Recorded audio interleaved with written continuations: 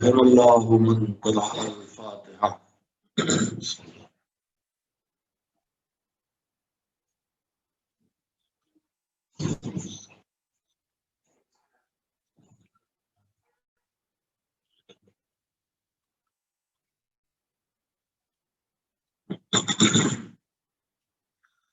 أعوذ بالله من الشيطان اللعين الرجيم.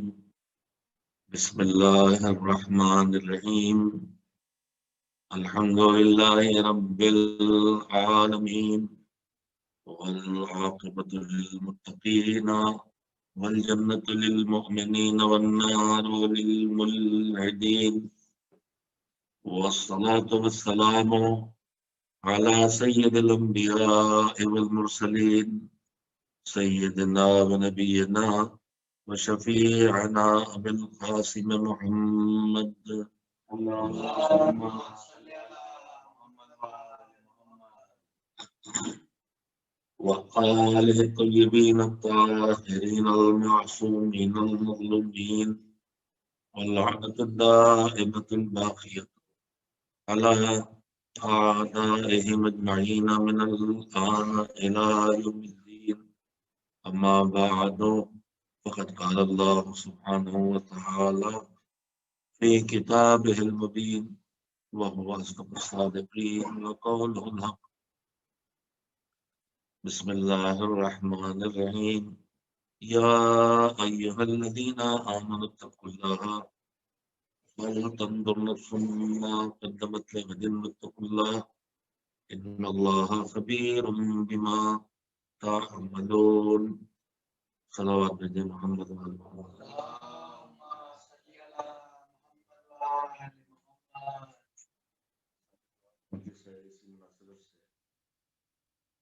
آیات الہی میں قرآن آیات میں سے اس آیہ کریمہ کی تلاوت کی ہے جس میں پروردگار نے ایمان والوں کو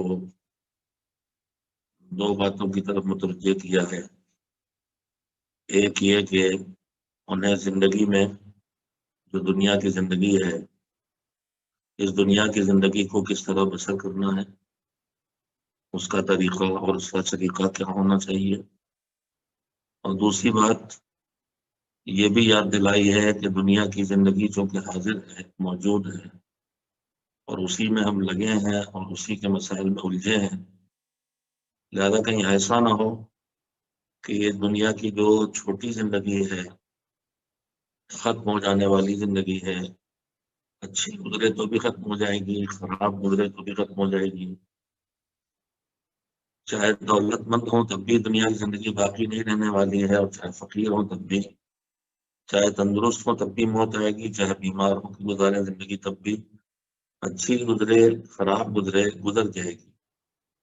لیکن آخرت کی زندگی اس کے مقابلے میں وہ زندگی ہے کہ جو گزر نہیں جائے گی. جنت کے دینے کی بات ہو آخرت میں یا جہنم کی سزا کی بات ہو، قرآن کریم پروردگار عالم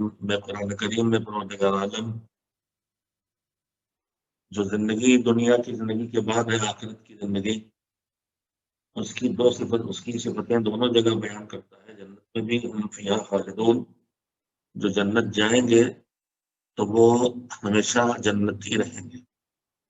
یعنی اب جنت میں جائیں گے تو پھر زندگی ختم نہیں ہوگی.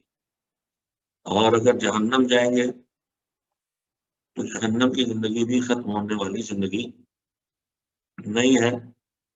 اس بات کو قرآن میں اللہ نے بہت جگہوں پہ بیان کیا ہے کہ دنیا کی زندگی مٹنے والی ہے، آخرت کی زندگی باقی رہنے والی ہے. دنیا کی زندگی اچھی ہو تو بھی ختم ہو جائے گی، اور آخرت کی زندگی بری ہو تو بھی ختم نہیں ہوگی. بلکہ آخرت کی زندگی تو عجیب و غریب ہے. پروردگار عالم نے سرور کائنات حضرت محمد مصطفیٰ صلی اللہ علیہ وسلم ذمہ داریاں سونپی ہیں، اور وہ ایک ذمہ داری ہے کہ لوگ جب بھولیں، لوگ جب بگڑیں، لوگ جب بہکیں، لوگ جب سہو نسیان کا شکار ہونے لگے ہیں تو انہیں یاد دلایا جائے، انہیں ٹوکا جائے، اچھائیوں کو بھول کے برائی میں لگ جائیں، واجبات کو چھوڑ کے رسوم میں لگ جائیں، ذمہ داریاں چھوڑ کے تفریح میں وقت کی بربادی میں لگ جائیں، دنیا کی زندگی میں لگ کے آخرت کی طرف توجہ ہو جائیں، جہاں بھی ضرورت ہے پیغمبر کو حکم دیا گیا ہے وذکر فإن الذکر تنفع المؤمنین، یاد دلائیے، ٹوکیے، نصیحت کیجیے، اچھی بات بتائیے، برائی سے روکیے، اس لیے کہ اچھی بات بتانا اور یاد دلانا مومن کو فائدہ پہنچاتا ہے، اور صرف اتنے نہیں بلکہ سورہ اعلیٰ میں اللہ کہتا ہے فذکر ان نفعت الذکریٰ، یاد دلائیں، نصیحت کریں، اچھی بات بتائیں، ان سے کہیں کہ ایسا نہ لگو دنیا کی روزی کمانے میں آخرت کو بھول جاؤ، ایسے نہ لگو دنیا کا گھر بنانے میں آخرت کو بھول جاؤ، ایسے نہ لگو دنیا کی راحتوں کو جمع کرنے میں آخرت کو بھول جاؤ۔ فذکر ان نفعت الذکریٰ، پیغمبر آپ انہیں اچھی بات بتائیں، ہاں تب بتائیں جب انہیں اچھی بات بتانا فائدہ پہنچائے۔ اس جملے کا مطلب یہ ہے کہ انسانوں کی دو قسمیں ہیں، ایک قسم وہ ہے کہ جو اچھی بات کا اثر لیتا ہے، اور ایک قسم انسانوں کی وہ ہے جن پر اچھی بات کا اثر نہیں ہوتا۔ اچھی بات کا اثر ہونے کے لیے جو شرطیں ہیں، جو مجھے ذہن میں ہے وہ آپ کے سامنے دوہرا رہا ہوں۔ ہم اکثر دیکھتے ہیں اچھی بات اچھی نہیں لگتی، اچھے کام میں دل نہیں لگتا، نماز میں دل نہیں لگتا، مجلس میں سننے میں دل نہیں لگتا، برائی کی طرف طبیعت مائل ہوتی ہے، گناہ کی طرف طبیعت مائل ہوتی ہے، اچھائی کی طرف زبردستی کرنا پڑتی ہے۔ تو اس کے مختلف اسباب ہیں، ان میں سے ایک سبب ہے اچھی بات کا اثر نہ ہونا، اس کا ایک سبب ہے بدن میں حرام کھانے کا جانا۔ حرام غذا اگر بدن میں جائے، چاہے وہ نجس ہو اس لیے حرام ہو، چاہے وہ چوری کی کمال ہو اس لیے حرام ہو، غصبی ہو اس لیے حرام ہو، یا ہمارے اوپر ہماری اپنی کمائی ہے مگر اس میں خمس واجب تھا ہم نے نہیں نکالا اور وہی ہم کھا رہے ہیں، اپنے مال کو پورا کھا رہے ہیں، تو خمس والا حصہ بھی کھا رہے ہیں۔ ہمارے پر زکوٰۃ واجب تھی، 8.5 کنٹل گیہوں پیدا ہوا، ہم کاروباری ہیں، ہمارے پاس زکوٰۃ واجب ہے اور ہم زکوٰۃ نہیں نکال رہے ہیں تو زکوٰۃ بھی ہم کھا رہے ہیں، تو یہ بھی حرام کا مال پیٹ میں جا رہا ہے۔ تو جو حرام کا مال پیٹ میں جائے، چاہے وہ حرام کی کمائی ہو، چاہے حلال کی کمائی میں واجب نہ نکالنے سے ہو، اور چاہے وہ نجس چیز ہو، یہ حرام کا مال پیٹ میں جائے گا تو اچھی بات سننے سے محروم کرے گا اور اچھی بات کا اثر انسان پر نہیں ہوگا۔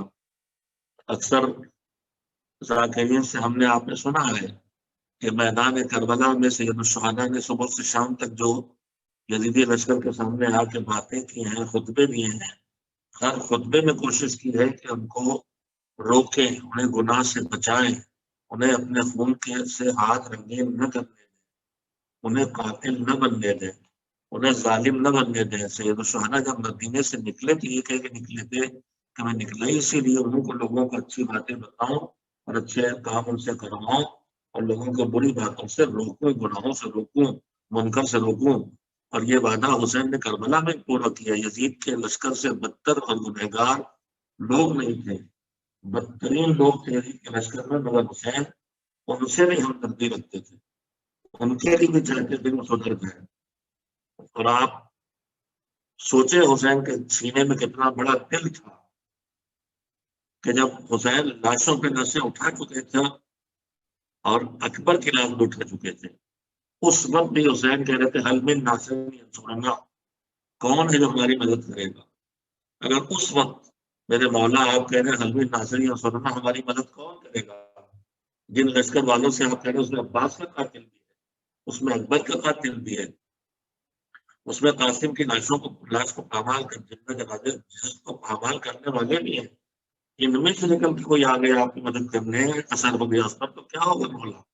مگر مولا کا یہ جملہ خود کہہ رہا ہے کہ حسین کے سینے میں کتنا بڑا دل ہے کہ اپنے لشکر کے قاتلوں کے سامنے کہہ رہے ہیں ہماری مدد کے لیے آؤ، جیسے صبح ہو آ گئے، خون سے ہاتھوں کو رنگین کیے بغیر آ گئے، ہم نے انہیں قبول کر لیا ہے، انہوں نے بھی ہمارے گھوڑے کی لگام پہ ہاتھ ڈالا تھا، انہوں نے بھی ہمارا راستہ روکا تھا، انہوں نے بھی ہمارے خیموں کو فلاحے کرانے نہیں رکھنے دیا تھا، مگر ہم نے ان کو بھی معاف کر دیا ہے۔ تو اپنی حسین کے سینے میں اتنا بڑا دل ہے، اور یہ دل اس لیے ہے کہ رحمت للعالمین کا جگر گوشہ ہے، یہ اس رسول کا فرزند ہے کہ جس کو اللہ نے دنیا کے لیے رحمت بنا کے بھیجا، اللہ کے ذات کے جو مختلف اس کو پہچاننے کے لیے جو پہلو ہمارے سامنے آتے، اسی ذات میں پہلو نہیں ہے، میں لفظی مجبوری میں بول رہا ہوں، وہ علم والا بھی ہے، وہ قدرت والا بھی ہے، وہ کمال والا بھی ہے، وہ ادراک والا بھی ہے، وہ حیات والا بھی ہے، وہ اقتدار والا بھی ہے، وہ رحمت والا بھی ہے، وہ غضب والا بھی ہے۔ بے شمار کمالات ہیں اللہ کی ذات کے، اور ایک دوسرے کے سامنے کے کمالات۔ ایک طرف وہ قہار و جبار ہے، تو ایک طرف وہ معاف کرنے والا ہے۔ ایک طرف وہ رحمان و رحیم ہے، تو ایک طرف وہ غضب کرنے والا ہے۔ دونوں چیزیں ہیں۔ جہاں جیسی ضرورت ہے وہاں اس کی زندگی ذات کا وہ پہلو سامنے آتا ہے۔ اللہ کی رحمت بھی ہے، ایک اہم بات یہ کہنا چاہتا ہوں، اللہ کی رحمت بھی ہے اور اللہ کا غضب اور ناراضگی بھی ہے۔ گناہ کے لیے ناراضگی ہے، غضب ہے، عتاب ہے، عذاب ہے، اور اچھے کاموں کے لیے رحمت ہے۔ رحمت اور غضب آمنے سامنے کی چیزیں ہیں۔ گنہگار کے لیے غضب، کفر کے لیے غضب، شرک کے لیے غضب، اور اطاعت کے لیے رحمت، محبت کے لیے رحمت، اچھے کاموں کے لیے رحمت۔ اس کی رحمت بھی ہے، اس کا غضب بھی ہے۔ جو جس کا حقدار ہے اس کے لیے غضب ہے، اور جہاں اس کا فضل ذرا سے گنجائش پائے اس کے لیے رحمت ہے۔ بلکہ اس کی رحمت تو مشرک کے لیے بھی ہے۔ یہ اللہ کے لیے جو لفظ دو آتے ہیں، بسم اللہ الرحمن الرحیم، کہ اللہ کے نام سے شروع کرتا ہوں جو رحم والا، رحمتوں والا اور نہایت رحم کرنے والا ہے۔ رحمت، رحمان اور رحیم لفظ رحم سے بنے ہیں، دونوں کا روٹ ورڈ ایک ہے، مگر دونوں کے معنی الگ الگ۔ ایک کے معنی یہ ہے کہ جو اتنے زیادہ رحمت والا ہے کہ اس کی رحمت صرف مومنین سے مخصوص نہیں ہے، اس کی رحمت کفار کے لیے بھی ہے، کفار کے ساتھ اس کو برتاؤ رحمت کا برتاؤ۔ اور دوسرا مفہوم یہ ہے کہ اس کی رحمت دنیا کے لیے ہے، اس کے ساتھ ساتھ آخرت کے لیے بھی ہے۔ تو میں یہ کرنا چاہتا ہوں کہ اس کی رحمت کا دائرہ تو گنہگاروں تک پھیلا ہوا ہے، حتیٰ کہ کفر و شرک تک پھیلا ہوا ہے۔ اگر وہ کفر و شرک بھی بدل جائے اور عالم کفر میں بھی اللہ کی رحمت شامل حال ہوتی، انسان کی روزی کیسے مل رہی کفار کو، مسلمین کو نعمتیں کیسے مل رہی، اس کی رحمت کی وجہ سے ہے۔ البتہ اس کی یہ رحمت دنیا میں ہے، آخرت میں اس کی رحمت کفار و مشرکین کے لیے نہیں ہے۔ تو اس کی رحمت کے اس کی دو پہلو، ایک اس کا رحمت ہے اور اس کا غضب اور اس کا غصہ ہے۔ مگر پروردگار عالم کے کرم کا ایک پہلو یہ بھی ہے، معصومین کی دعا کو دیکھیں کہ جہاں اس کی رحمت کی امید لگائی اور جہاں اس کے غضب سے خوفزدہ ہے، وہیں جملہ دعا کو یہ ہے کہ یا من سبقت رحمتہ غضبہ، اے وہ کہ جس کے پاس غضب بھی ہے رحمت بھی ہے۔ میری نیکیوں پر کسی بھی مجھ پر رحمت دے سکتا ہے اور میں کسی گناہ پہ مجھے غضب دے سکتا ہے۔ میرے دونوں چیزوں کو میں مزداق اور ٹھکانہ بن سکتا ہوں۔ میری کسی چھوٹی سی بھی نیکی پر مجھے رحمت عطا کر دے، اور میں کسی چھوٹے سے گناہ پر گناہ صغیرہ پر بھی دو جس پر غضب بھیج دے، مگر پھر اس کے بعد بندے کو مایوس ہونے کے لیے پہچانواتا ہے معصومین کی زبان سے اللہ کے، لیکن مجھے پہچانو، میری رحمت آگے ہے، میرا غضب پیچھے ہے۔ معصوم کی زبان سے جملے انتہائی متوضع ہے کہ یا من سبقت رحمتہ غضبہ، میں نے زندگی گزاری ہے، کچھ کام ایسے کیے ہیں جو تیری رحمت کا سبب ہے، تیرے سامنے سجدے کیے ہیں، تیرے حکم سے ماں باپ کی خدمت کی ہے، لوگوں سے محبت کی ہے، یہ رحمت کا سبب ہے۔ لیکن میں نے تیری نافرمانیاں بہت کی ہیں، گناہ بہت کیے ہیں، تیرے احکام کی بہت مخالفت کی ہے، غضب کا سبب ہے۔ تو میری طرف دونوں چیزیں ہیں، دونوں کا رخ میری طرف ہے، رحمت کا رخ بھی ہے اور غضب کا رخ بھی ہے۔ مگر معصوم کہتے ہیں یا من سبقت رحمتہ غضبہ، اے وہ کہ جس کی رحمت اس کے غضب پر غالب ہے۔ وہ ہمارے گناہوں پہ غضبناک ہوتا ہے مگر ان سے روک کے رکھتا ہے۔ اس کی رحمت اس کے غضب پر غالب ہے، اس کی رحمت آگے چلتی ہے، اس کا غضب اس کے پیچھے چلتا ہے۔ بندہ جب دونوں کو حقدار ہوتا ہے تو رحمت غضب کو پیچھے کر دیتی ہے، رحمت غالب آ جاتی ہے۔ صلوات بھیجیں محمد و آل محمد۔ اس کی رحمت اس کے غضب سے آگے ہے، ویسے رحمت اللہ العالمین کو جب بنا کے بھیجا تو اس نے انہیں نذیر تو بنایا، بشیر کے ساتھ نذیر، اچھی خبر دینے والے اور ڈرانے والے۔ مگر نذیر بشیر رحمت کا تقاضا، اور نذیر ہونا یعنی ڈرانا بھی رحمت کا تقاضا۔ رحمت العالمین نذیر کیسے ہو؟ مثلا یہ کہے کہ باپ ابا ہم سے بہت محبت کرتے ہیں اس لیے ہم کو ڈانٹتے ہیں، تو ہو سکتا ہے بچے سوچے کہ یہ کون سی محبت ہے کہ ڈانٹ رہے ہیں، لیکن ڈانٹ اس لیے رہے ہیں تاکہ وہ غلطی نہ ہو، جس غلطی کے نتیجے میں باپ کے غضب کا شکار ہو۔ تو یہ بشیر میں رسول اللہ اور خبری دینے والے، نیکیاں کرو گے جنت ہے، اچھے کام کرو گے جنت ہے، اطاعت پروردگار کرو گے جنت ہے، توحید کے آگے آؤ گے جنت ہے، اس کے مقابلے میں نذیر شرک میں جاؤ گے جہنم ہے، نافرمانیاں کرو گے جہنم ہے، گناہ کرو گے جہنم ہے، جھوٹ بولو گے جہنم ہے۔ تو وہ بشیر بھی ہے، وہ نذیر بھی ہے، اچھی خبریں جنت دینے والے بھی اور جہنم کی عذاب سے ڈرانے والے بھی، مگر یہ دونوں پہلو ان کی رحمت کے پہلو ہے۔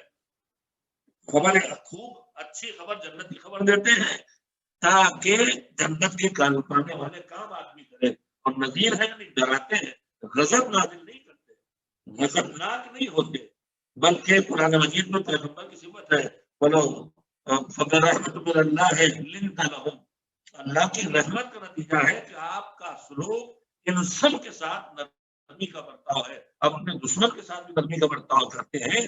بولو پیغمبر اگر آپ سخت ہوتے اور آپ دلشدار ہوتے تو یہ آپ کی رحمت کی طرح وجہ سے یہ سمٹ کے آ رہے ہیں، اگر آپ کے اندر رحمت کی شیرینیاں ہوتی تو یہ سوال سے نکل جاتے، یعنی کامل رحمت ہے پیغمبر کا وجود، اگر وہ ڈانٹے بھی، اگر وہ وزارت بھی کرے، اگر وہ گناہ پہ روکے بھی، اگر وہ گھوڑے بھی لگائے، اگر وہ سزا کی بات بھی کرے تو یہ بھی رحمت ہے، سزا دے نہیں رہے ہیں، سزا سے بچانے کے لیے ڈرا رہے ہیں، تو ڈرانا بھی رحمت کا پہلو ہے۔ اس دنیا میں پروردگار ہمیں سزا نہیں دیتا مگر سزاؤں سے ڈراتا اور کبھی کبھی نمونے رکھ دیتا ہے، ہم نے کسی کا دل توڑا، کل جہنم میں کسی کی توہین کی، کل یہ توہین کرنا مومن ہم سے بدلہ لینے پہ کھڑا ہوگا ہمیں جہنم میں ڈھکیل سکتا ہے، لیکن جب ہم نے کسی کی توہین کسی کی دل توڑا، ہمارا سر چوکھٹ سے لگا، ہمارے سر پہ چوٹ لگی، ہم جاتے کہ فلاں مومن کی توہین کی تھی، اس کا دل توڑا ہے، اس لیے ہمارا سر ٹوٹا ہے، ہم نے کسی کی راہ میں گھوڑا اٹکایا، کسی کی غلطی ہوگی، کسی کو کاروبار چھین لیا تو ہمارا پیر ٹھوکر لگی ہے، چوٹ لگی پیر میں، تو چوکانے کے لیے تم نے اس کو ٹھوکر ماری، اس نے تمہیں ٹھوکر لگی ہے، تو یہ بھی چوٹ لگنا، بیمار ہونا، ہمارے پاس سے پیسے کا چلا جانا، ہمارا فقیر ہو جانا، ہماری اولاد کا مر جانا، یہ بھی اللہ کی رحمت کے پہلو ہوتے ہیں، اس کی رحمت کے اندر نرالے ہیں، وہ کہاں نعمتیں دے کے رحمت کرے، کہاں نعمتیں چھین کے رحمت کرے، وہ رحمان اور رحیم ہے، اور پروردگار عالم رحمان اور رحیم ہے، لہٰذا اس نے پیغمبر کو بھی رحمت بنا کے بھیجا، اور اسی رحمت للعالمین کے سرگیری میں اس کے مزاج وقت محمد کا نام حسین ہے، حسین کہہ رہے تم میں سے کون ہے جو ہماری مدد کو آئے، اے میرے مولا ان میں قاتل ہیں آپ کے گھر کے، ان میں ظالمین ہیں، ان میں وہ ہے جنہوں نے ابھی آپ کے سامنے آپ کے بچے کی لاش روک دی ہے، آپ ان کو مدد کے لیے بلا رہے ہیں، آ جائیں تو کیا انہیں ٹھکرا دیں گے؟ نہیں، ہم ٹھکرائیں گے نہیں، ہم رحمت للعالمین کے لفظ جگر ہیں۔ حسین کہہ رہے تھے آ جاؤ، حسین کہہ رہے تھے نکل آؤ، مگر جہاں اتنی گنجائش تھی گناہوں کے بخشے جانے کی، وہاں لشکر عزیز سے لوگ کیوں نہ نکلے؟ میں نے اس کی عطا بھی آج شروع کی تھی کہ اچھی بات سب پہ اچھا اثر نہیں کرتی، کچھ پہ اچھا اثر ہوتا ہے وہ سدھر جاتے ہیں، اور کچھ پہ اچھا اثر نہیں ہوتا تو ان کا حشر جب آیت میں ابھی پڑھتا ہوں، لیکن جن پہ اچھا بات کا اثر نہیں ہوتا وہ کون ہوتے ہیں؟ حسین نے کربلا میں بتایا، حسین نے جب نصیحت کی کہ میرے خون سے اپنے ہاتھوں کیوں رنگین کرنا خود پہ آخر ہے، اور کیوں مجھے میں نے تمہارا کسی حق چھینا ہو بتاؤ، کسی کو ظلم کیا ہو، کسی کی بے سبب جان لی ہو، سب کچھ بتایا، میں کیا رسول کا نواسا نہیں ہوں، میں فاطمہ کا بیٹا نہیں ہوں، مگر حسین گفتگو کر رہے ہیں تو سننے والے آپس میں شور مچا رہے تھے، تفریح کر رہے تھے، حسین کی بات کو نہیں سن رہے تھے، اس وقت یہ فرمایا کہ میں رسول کا نواسا ہو کے ان سے باتیں کر رہا ہوں تو میری باتوں کو ٹھیک سے سن بھی نہیں رہے ہو، اثر دینا تو دور کی بات ہے، اس کی وجہ کیا ہے؟ لقد بلغتم بطونکم بالحرام، یہ جو ہم حسین نواسے رسول وقت کا امام تم سے اچھی باتیں کر رہا ہوں تم پر اثر نہیں ہو رہا ہے، اس کی وجہ یہ ہے کہ تمہارے پیٹوں کو تم نے حرام سے بھر رکھا، اے حسینیوں، اے حسین کے اداداروں، اے شیعوں، اے ماتمیوں، میں اپنے جوانوں سے کہنا چاہتا ہوں ماتم حسین کا کرو، اگر ایسا نہ ہو کہ حسین کی بات تمہارے دلوں پہ اثر نہ کرے، حسین سجدے کے لیے کہے تم سجدے نہ کرو، حسین نماز میں سر کٹانے کی بات کریں، حسین تم نماز نہ پڑھو، حسین جہاد کو نماز کے لیے روک دیں، کربلا کے میدان میں ابو صلی کے کہنے سے نماز کے مذہب پڑھاؤ تو نماز کی تبدیل کرو، جماعت کی نماز ہو تو ماتمی بن کے باہر کھڑے رہو، سگریٹیں پیو، جب مجلس ہوگی جب نماز ختم ہوگی تو آگے بیٹھ جائیں گے، تحقیقات نماز میں ماتم کریں، روز ایک نئی رسم ایجاد ہوتی ہے، انہیں میں چیز یہ بھی ایجاد ہو گئی ہے کہ پروردگار عالم نے اپنی نماز کے بعد جو سلیقہ بتایا ہے دعاؤں کا، ان دعاؤں میں معصومین علیہ السلام نے 14 معصومین نے بیٹھ کے دعائیں کی ہیں، بے شمار دعائیں معصومین کی، ان میں کہیں ایک جگہ سیرت نہیں ملتی کہ وہاں پہ بیٹھ کے معصومین علیہ السلام نے تعقیبات نماز میں اپنے دشمنوں پہ لعنت کی ہو ہے، یا جنہوں نے قدم قدم پہ حسین کو یاد کرنے کو دیا ہے تعقیبات نماز میں بیٹھ کے حسین کا ماتم کیا، اللہ کے سامنے مسلح بیٹھے ہیں تو سورے پڑھے ہیں، تسبیح و تحلیل پڑھی ہے، دعائیں کی ہیں، استغفار اور توبہ کی کا سلیقہ سکھایا کیا ہے، وہ ہم کو ملا ہے، مگر ہم جذباتی شیعہ ہم نے اپنی آنکھوں سے یہ بھی دیکھا ہے کہ جب نماز جماعت ہوتی ہے تو ہمارے ماتمی بھائی باہر کھڑے رہتے ہیں کچھ، اور ان میں سے کچھ وہ ہوتے ہیں جب نماز ختم ہو گئی تو دوڑ کے آتے ہیں اور آ کے مسلح میں بیٹھ جاتے ہیں، نماز نہیں پڑھتے لیکن تعقیبات نماز میں جو دعائیں معصومین سے جو سورے آئے ہیں ان کی جگہ نوحہ پڑھا جاتا ہے، جیسے ہماری اجازت نوحہ تعقیبات نماز میں نہیں، نوحہ خود مستقل ایک عبادت ہے، نبی آزاداری خود ایک عبادت ہے، اس عبادت کو نماز کے پیچھے نہیں لگایا جائے گا کہ نماز پڑھے اور نماز کے بعد آزاداری کرے، نماز کی ذیلی سطح پر جو نماز کے بعد کی دعائیں ہیں تسبیح ہے وہ نماز سے جڑی ہوئی عبادت ہے، تو جو اللہ نے ہمیں جڑی عبادت جیسے بتائی ویسے کرو، جیسے مستقل بتایا ویسے مستقل کرو، ہمارا بھائی آزادار سمجھ کے مسجد میں بیٹھ جاتا ہے اور تکبیرات تسبیح روک دیتا ہے، دعائیں روک دیتا ہے، باہر پڑتا ہے، معصومین نے ہمیں نہیں سکھایا، یہ آزاداری مستقل ایک عبادت ہے، اسے کسی کا پارٹ بنا کے نہیں کرنا، ہمیں وہ یہ بھی نہیں سمجھتا بڑا کام کر رہے ہیں، اپنی بیٹی کو شہزادی کو خوش کر رہے ہیں، میں نے خود ممبئی میں مسجدوں میں دیکھا کہ نوجوانوں کے لوگ باہر کھڑے ہیں اور غریب مناظر دیکھے، اللہ صاحب کی مغفرت کرے کہ مغرب کی تیسری رکعت میں آ کے بیٹھے اور ایک اگر نماز ساتھ میں امام کی جیسے پڑھی لگا ہے اور اس کے بعد بھائی سلام ہے ایک رکعت پڑھ لیا اور نماز شروع کر دی، کب تک ہم چپ رہیں گے؟ ہمیں پتہ ہماری باتوں کے بعد ہمارے کچھ الزامات لگ سکتے ہیں کہ یہ بھابی ہے، یہ سہولیت ہے، نہیں ڈرتا، جتنے الزام لگانے والے ان کی عمریں بھی اتنی نہیں ہو جتنی عمر میری روتے اور رلاتے گزر گئی، مجھے 40 سال الحمدللہ روتے رلاتے گزر گئے، اب مجھے کوئی کہا آزاداری مخالف ہے تو پھر وہ جھوٹ بول رہا ہے، اس کے علاوہ البتہ مجھے کہنے کا حق ہو گیا ہے جو ذاکر اور جو خطیب کسی کو بھی کہہ رہے ہیں کہ آپ آزاداری مخالف مجلس ماتم نوحہ یہ سب کر رہے ہیں، لیکن اب ہم تم سے پوچھ سکتے ہیں کہ تم نماز کے مخالف ہو کہ نماز میں باہر پڑے تم ثابت کرو کہ تم نماز پڑھتے ہو کہ نہیں، ہم نے تو اپنی زندگی گزار کے ثابت کیا کہ مزادار ہے، ہمارے گھروں کی فرش مجلس ہمارا 120 فرش ہمارے گھر میں بھی چاہے جو مجلس میں پڑھ رہا ہوں تو آزاد آ گئی، ہمیں آزاداری مخالف کہہ کے ہم چلنے والے نہیں ہو، لیکن تم ثابت کرو کہ تم نماز کے قائل ہو کہ نہیں، تم اللہ کو مانتے بھی ہو کہ نہیں مانتے ہو، اس لیے کہ حسین کے عزادار تو ان میں بھی ہے جو توحید کے قائل نہیں، جو شرک والے ہیں، جو کفار ہے، حسین کے عزادار تو وہ بھی ہے، تو حسین کا عزادار ہونا نہ شیعہ ہونے کا ثبوت ہے نہ مسلمان ہونے کا ثبوت ہے، حسین کا عزادار تو دنیا میں پتھر بھی ہے، پتھر بھی عزادار ہے، درخت بھی عزادار ہے، پرندے بھی عزادار ہیں، تم ثبوت دو کہ تم انسان ہو اور اللہ نے تمہیں اپنی عبادت کے لیے پیدا کیا کہ تم عبادت کرتے ہو، سجدے کرتے ہو، نماز رکھتے ہو، روزہ رکھتے ہو، ہم سے نہ کہو کہ ہم آزاداری ثابت کریں، ایک سوال بھیجے محمد وعلیہ محمد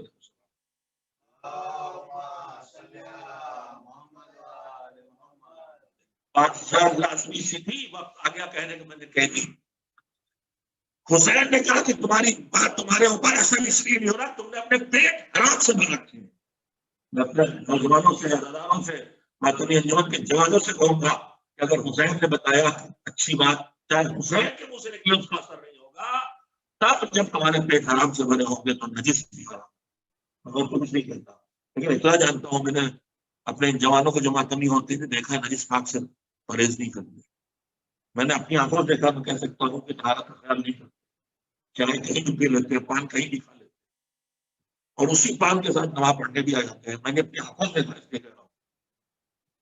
میں نے اس شعرا کے ساتھ وقت گزارا ہے کہ جو رات بھر محفل پڑھ کے آئے اور نماز صبح ہمارے ہم سفر تھے اور ہم ایک جگہ نماز کے لیے رکے، ہم نے نماز پڑھی اور انہوں نے وہی نجس چائے پی اور نماز نہیں پڑھی. اس لیے میں سچائیاں کہہ رہا ہوں. نجس پیٹ میں جائے گا تو اچھی بات کا اثر ہونے والا نہیں ہے. حرام ہے نجس، کچھ اور حرام نہیں نجس جا رہا.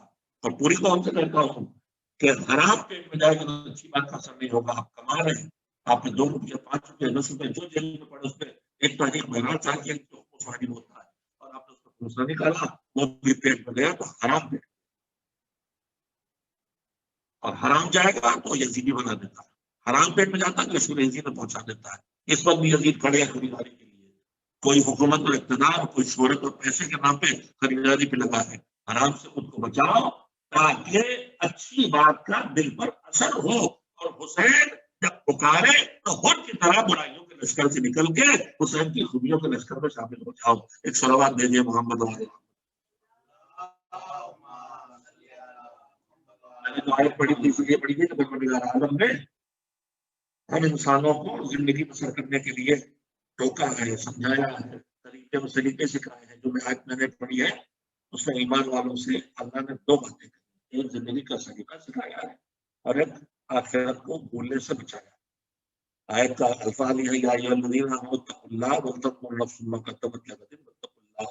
اے ایمان والو، یعنی ہے وہ لوگوں کہ جنہوں نے توحید کو مانا ہے، جو رسالت کو مانتے ہو، جو عدالت الہیہ کے قائل ہو، جن کے پاس نبوت اور رسالت کے اقرار کے بعد امامت عقیدہ میں موجود ہے، جو اہل بیت سے وابستہ ہو، صرف ان سے محبت نہیں کرتے، انہیں اپنا امام نہیں مانتے، ان کی اطاعت، ان کا اتباع، ان کی پیروی کو اپنے لیے واجب مانتے ہو، 12 اماموں کے قائل ہو، آخرت کے قائل ہو.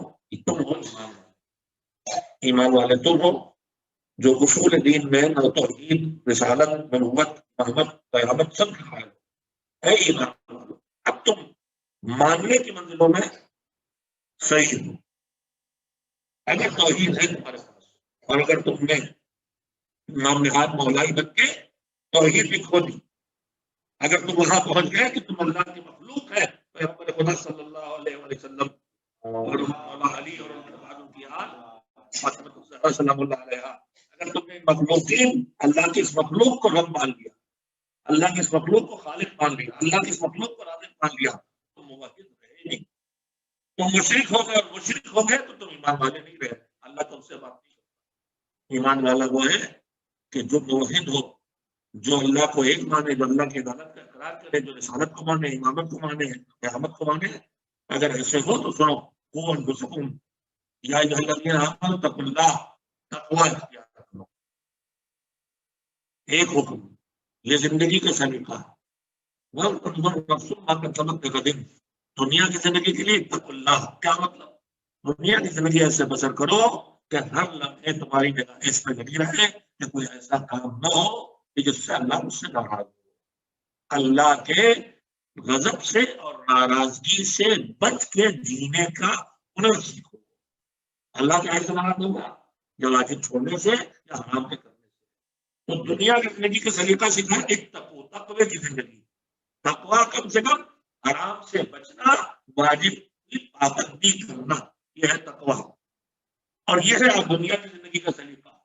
لیکن دنیا کی زندگی میں لگ کے ایسا نہ ہو کہ آخرت کو بھول جاؤ. وَلْتَنظُرْ نَفْسٌ مَا قَدَّمَتْ لِغَدٍ. ہر آدمی یہ دیکھتا رہے کہ اس نے کل کے لیے کیا بھیجا ہے. یہ کل کون سا ہے؟ ہماری زندگی میں ہر نیکسٹ ڈے کل ہے، تمہارا کل ہے. جو سورج نکلے گا وہ کل کا سورج ہوگا. تو جو کل کا سورج ہے اس کے لیے اگر ہم تیاری کریں تو کیا؟ وَلْتَنظُرْ نَفْسٌ. ہر آدمی نگاہ لگا کے رکھے مَا قَدَّمَتْ لِغَدٍ، کہ اس نے کل کے لیے بھیجا تھا. ہم آپ روزی کماتے ہیں تو ہماری کوشش یہ ہوتی ہے جو کرنا ہے اس میں سے کچھ بچا لیں. بہت فطری بات کر رہا ہوں. ہماری کوشش یہ ہوتی ہے کہ جو کمائے اس میں سے کچھ تو کچھ بچائے. 100 کمائے تو 10 بھی بچا لے، 5 بچا لے، 10 بچا لے. ہم نے کہ بچا کیوں ہے؟ جا کے نہیں کل چھوڑے دی کہ نہیں بھائی کل کا پکڑا نہیں. ہو سکتا ہے کوئی ایک دم سے بیماری آ جائے تو گھر میں پیسے کچھ تو ہو. ہم دال روٹی اس لیے کھا رہے ہیں، گوشت اس لیے نہیں کھاتے کہ تھوڑی بچت رہے، کل کام آئے گا. کل بیماری میں کام آئے گا، کل کوئی ایمرجنسیوں کا کام آئے گا، بچوں کی تعلیم کی فیس دینا، کل یہ پیسے کام آئیں گے. تو ہم روکتے کیوں ہیں؟ کل کام آئے گا. اور جب کل کی فکر ہوتی ہے تو ہم خرچ کر ڈالتے ہیں، بچاتے اور روکتے. تو ہم اس دنیا میں جس کل کی فکر کرتے ہیں اس کے لیے جو کچھ ہمارے پاس ہے اس سے روکتے ہیں. اور اللہ تعالیٰ ورتندر کہہ رہا ہے ورتندر نفسم ما قدمت لغد. ہر انسان اس بات پہ نگاہ رکھے کہ اس نے کل کے لیے بھیجا کیا ہے. ہم روکتے ہیں کہ وہ کام آئے گا کل. اللہ کہہ رہا ہے بھیجو کہ وہ کام آئے گا کل. تو پھر ہمارا والا کل کون سا ہے اور اللہ والا کل کون سا ہے؟ تمہارا تو دونوں ہے مگر تمہارا کون سا ہے؟ تو بات یہ ہے کہ دنیا کا کل ہے کہ آخرت کا کل. دنیا میں وہ کام آتا ہے کل جو روکا جائے، لیکن آخرت میں وہ کل جو آخرت کا ہے آنے والا دن وہ بھی اگلا دن ہے، چاہے 1000 سال کے بعد ہو چاہے 1,00,000 سال کے بعد ہو. وہ آخرت کا دن جو آنے والا دن ہے جو ہماری زندگی میں کل ہے، آج نہیں ہے. اس آنے والے کل کے لیے اللہ کہتا بھیجا کیا. اگر ہم نے سب دنیا میں روک دیا، پیسہ بھی یہی روکا، اپنی ذات پہ خرچ کیا، گھر میں اڑایا، طاقت آئی اپنے کام لگائی، تعلقات اپنے کام میں لگائے، آخرت میں کچھ نہیں گیا. تو آخرت میں پھر کیا کام آئے گا؟ اللہ کہتا ہے کہ دنیا میں آنے والے کل وہ کام آتا ہے جو روکا جائے، اور آخرت میں آنے والا جو کل ہے اس میں وہ کام آئے گا بھیجا جائے. تو ہم نے پیسہ یہاں خرچ کر ڈالا وہ ہمارے کل کے کام نہیں آئے گا. جو ہم نے غریبوں تک پہنچایا وہ کل کی آخرت میں کام آئے گا. جس علم کو ہم نے یہاں دے کے ٹیوشن پڑھا کے فیس لے لی وہ ہمارے کل کام نہیں آئے گا. لیکن جو ہم نے ٹیوشن کے بغیر کسی غریب بچے کو تعلیم دی تھی تو ہمارا علم کل کے لیے چلا گیا. ہمارے پاس بدن میں طاقت ہے، ساری قوت ہم نے اپنے لیے استعمال کی، لیبر میں مزدوری میں اپنی کمائی کھائی، تو یہ ہمارے کام آ گیا، کل کے لیے نہیں بھیجا. لیکن ہمارے پاس جو بدن میں طاقت تھی کسی غریب کی مدد کرتی، کسی بوڑھے اور ضعیف گھر کے لیے سودا لا کے دیا، تو ہم نے اپنی اتنی سی قیمت، اتنا سبق، اتنی سی طاقت کل کے لیے بھیج دی ہے. اللہ کہتا ہے کہ روکو گے وہ شاید آج کام آ جائے، لیکن کل تو آخرت کا کل اس میں کام نہیں آئے گا. آخرت کے کل میں وہ کام آئے گا جو تم نے بھیجا، جو تم نے عبادتوں میں وقت لگایا وہ کام آئے گا. تم نے وقت لگایا وہ کام آئے گا. تم نے جو پیسے خدا میں لگایا وہ کام آئے گا. اور تم جو یہاں روکتے ہو اکثر یہ ہوتا ہے اسے یوز بھی نہیں کرتا.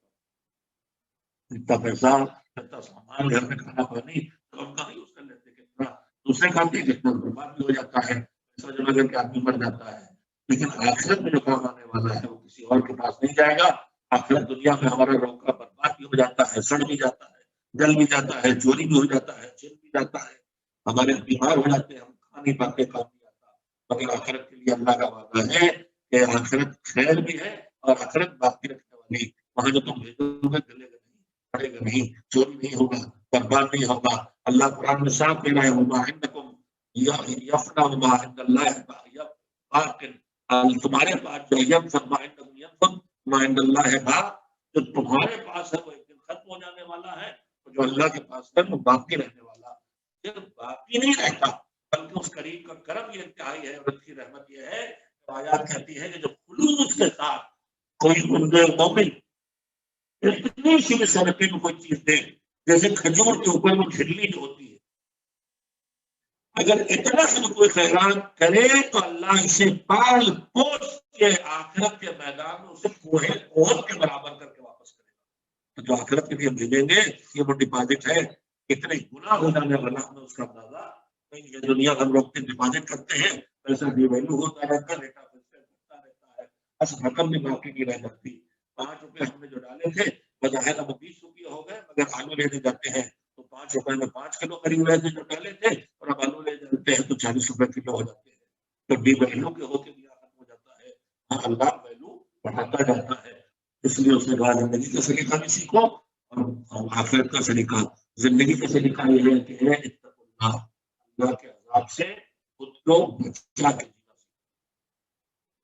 خود کو اللہ کے عذاب سے بچانا، بار بار دوبارہ واجب نہ چھوٹے، حرام نہ ہو، نجس نہ آئے، رسمی نہ آئے، حق نہ روکا جائے، حق نہیں آ جائے.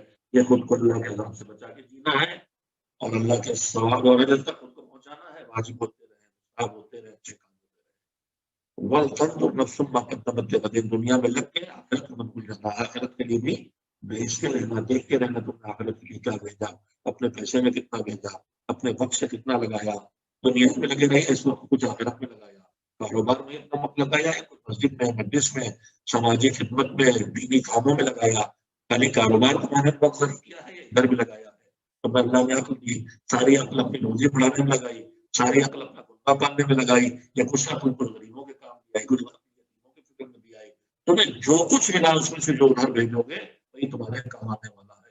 پھر اللہ کہتا ہے واتقوا اللہ، بس آخری بات، ایمان والوں تقویٰ اختیار کرو، یعنی زندگی بسر کرو تو کیئرفل، دیکھ دیکھ کے کہ کوئی واجب نہ چھوٹے، کوئی حرام نہ ہو، کم سے کم اتنا کرو، اور آگے بڑھو تو کوئی مستحب نہ چھوٹے، کوئی مکروہ نہ ہو، اور آگے بڑھو تو کوئی چیز ایسی بھی نہ کرو جس پر شبہ بھی ہے کہ حرام ہے، شبہ بھی ہے کہ نجس ہے، شبہ بھی ہے کہ ناپسند ہے اللہ کو، اس کو بھی چھوڑ دو، یہ تقوی کے علاوہ نہیں۔ عملی زندگی میں جب یہاں تک پہنچ جاؤ تو پھر ذہن کو قابو میں کرو، خیال کے اللہ کے خلاف نہ ہے کوئی، دل میں کسی چیز کی تمنا بھی پیدا نہ ہو جو اللہ کو ناپسند ہو، تقویٰ یہاں تک پہنچاؤ، کامیابی کی قدم تمہارے قدم چومیں گی، اور آخرت کا خیال رکھو۔ پھر اللہ کہتا ہے واتقوا اللہ، ایک چھوٹی سی آیت میں یہ دو بس اپنی بات پھر ہے پڑھو، یا الذین آمنوا اتقوا اللہ، ایمان والو تقویٰ کیا کرو، ولتنظر نفس ما قدمت لغد، ہر آدمی دیکھے کل کے لیے بھیجا کیا ہے، واتقوا اللہ، وتقویٰ اختیار کرو، ان اللہ خبیر بما تعملون، تو تقویٰ اختیار کرو، اسے سمجھ لو کوئی تمہیں دیکھ ہی نہ دیکھ، اللہ ہر وقت ہر چیز تمہاری دیکھ رہا ہے، تم جو کرتے ہو اللہ کا خبر، مگر میرے مالک تک میں گھومنے کے پھر فوراً کیوں بھیج دیا، تقویٰ اختیار کرو، آخرت کی فکر کرو، بھیجو اور تقویٰ اختیار کرو۔ مسلسل تفسیر نمونہ مجھے اس کا پڑھنے کو ملا، میں ایک بار کرنے کے لیے سناتا ہوں، ایک سلوات بھیجیے محمد والا۔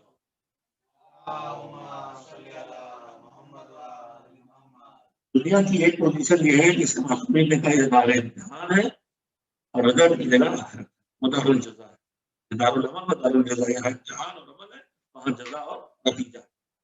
مطلب ہم امتحان دیتے ہیں، تھوڑا بہت ہم سب نے اسکولوں میں پڑھا ہے، اور امتحان دینے سے پہلے ہمیں ہمارے بزرگ سکھاتے تھے کہ دیکھو پیپر دینا تو سب سے پہلے ٹھیک سے پڑھنا، سوالات کو سمجھنا، اس کے بعد جواب لکھنا تو سنبھل سنبھل کے لکھنا، اور جب تم سمجھ کے سوال لکھ پڑھ لو، سنبھل کے جواب لکھ لو، تو پھر کوشش کرنا کہ جتنے جواب لکھے ان کو ریویو کرو ایک بار، اور دیکھ لو کہ کوئی غلطی ہوئی ہو تو ٹھیک کر دیں، کچھ چھوٹا ہو تو پورا کر دیں۔ امتحان ہونے والے دو طرح کے ہوتے ہیں، ایک وہ ہوتے ہیں کہ بس گئے جلدی جلدی پڑھ لیا، جلدی جلدی لکھا لکھا، باقی پتائی ایگزامنر کو لاپرواہ امتحان دینے والے، کیا لکھا کیا نہیں لکھا، صحیح لکھا غلط لکھا کچھ نہیں، بس جلد باز جو ہے جلدی سے کیا اور آگے بڑھے، جلد باز لوگ۔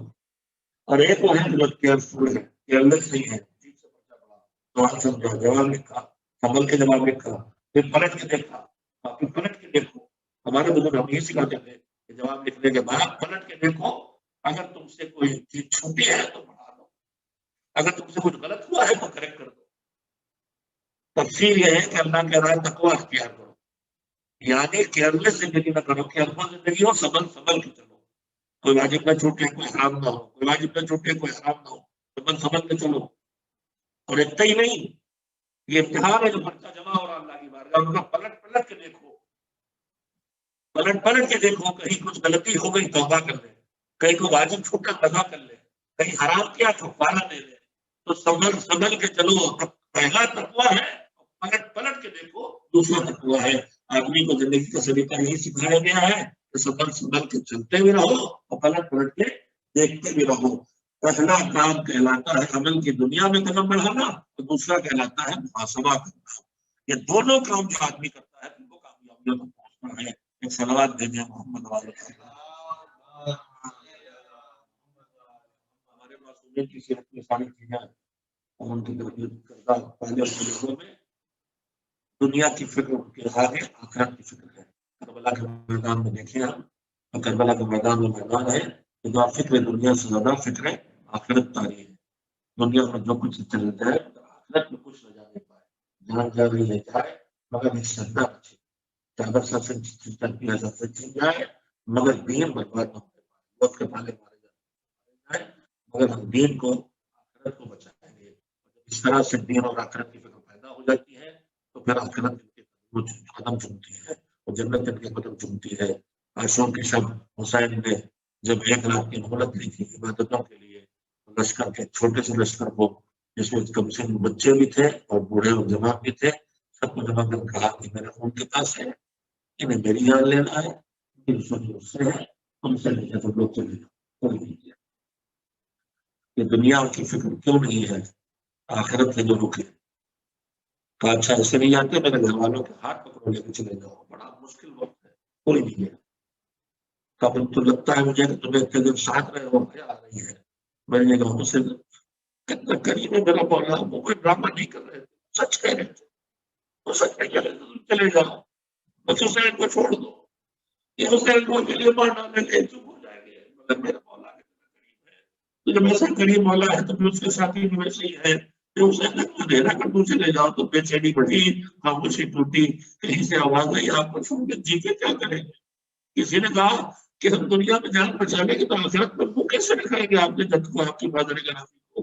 किसी ने कहा ऐसी जिंदगी क्या जो आपके बगैर हमें मारा जाए, काटा जाए, टुकड़े किए जाए, जलाया जाए, राख उड़ा दी जाए, इतनी हमारे साथ बदसलूकी हो और फिर हमें जिंदगी दी जाए, तो हम फिर आप ही के साथ रहेंगे, छोड़ के नहीं। आपसे 70 बार के सलूक हो तब भी हम आपको छोड़ के रहने वाले नहीं हो। उसने दुआ दे दी तो हम मुतमईन हो गया। हमें जैसे साहब मिले, जैसे घर वाले मिले, साहब ऐसे ही जाने को तैयार नहीं, बच्चे कुर्बान कर रहे घर वाले ऐसे हर बात पहल कर रही है। जब वो से पहले लाश तुम्हारी उठे मोहब्बत तुमसे आगे में लगे पाए, मैं तो कह रहा हूँ मोहब्बत तुमसे पहले कोई और लाश ना उठाए मेरा तो भैया। और सब एक तरह से कह रहे तुम सब मर जाना मगर मेरे आपका हुसैन, मेरे बाबा हुसैन, मेरे भैया हुसैन, मेरे चचा हुसैन क्यों आज आने देना। ये वो चाहने वाले थे जो सुबह से हुसैन से छिलके चले जाएंगे, जो एक के बाद एक शहीद होता रहेगा।